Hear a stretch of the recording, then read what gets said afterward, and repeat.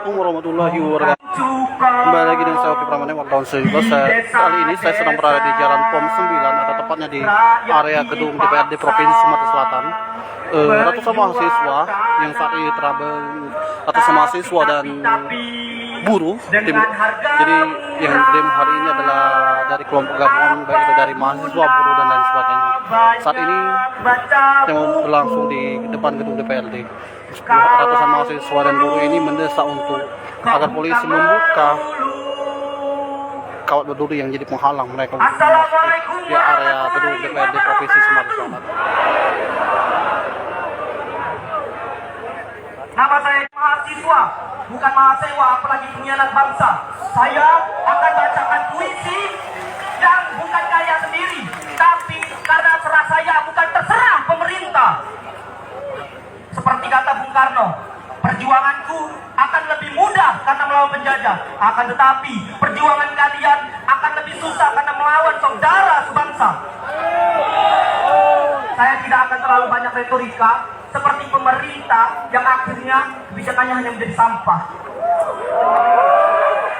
Saya akan langsung bacakan puisinya. Peringatan.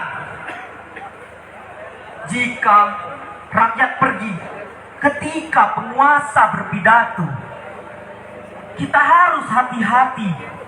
Barangkali mereka putus asa kalau rakyat bersembunyi dan berbisik-bisik ketika membicarakan masalahnya sendiri. Penguasa harus waspada dan belajar mendengar. Bila rakyat berani mengeluh, itu artinya sudah gawat. Dan bila omongan penguasa tidak boleh dibantah, kebenaran pasti terancam. Apabila usul ditolak tanpa ditimbang, suara dibungkam, kritik dilarang tanpa alasan, dituduh subversif dan mengganggu keamanan, maka hanya ada satu kata: lawan. Lawan.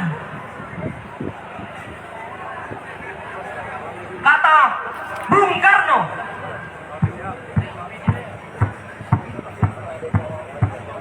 Inggris kita lengges, Amerika kita setrika. Itu kata Bung Karno. Buruh tani company maunya untung saja.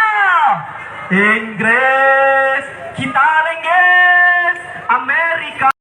Hai pemirsa Sri Popo TV, jangan lupa komen, like, dan subscribe serta tonton terus berita-berita terupdate lainnya